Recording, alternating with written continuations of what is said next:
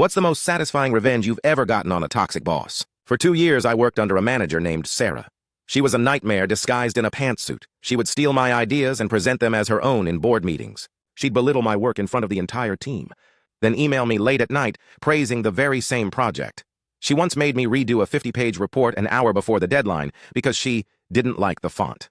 I pulled it off, fueled by caffeine and pure spite, but she took all the credit, of course. The worst part? She was embezzling money from the company. Small amounts at first, through fake expense reports. I accidentally discovered it when reconciling accounts, but I had no concrete proof that would stand up against her word. She knew I knew. She started making my life a living hell, trying to force me to quit. No one will ever believe a junior analyst over me, she'd sneer. She was right. So I stopped trying to tell people. Instead, I started watching.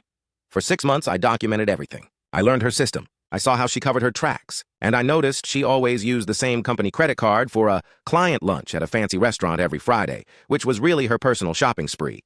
The annual company audit was approaching. It was a huge, stressful event where the CFO and auditors would scrutinize every department's spending.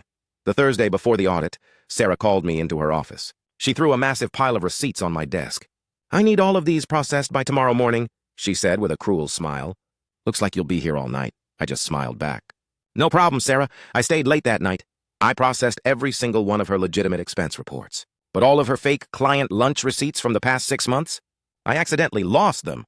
All of them.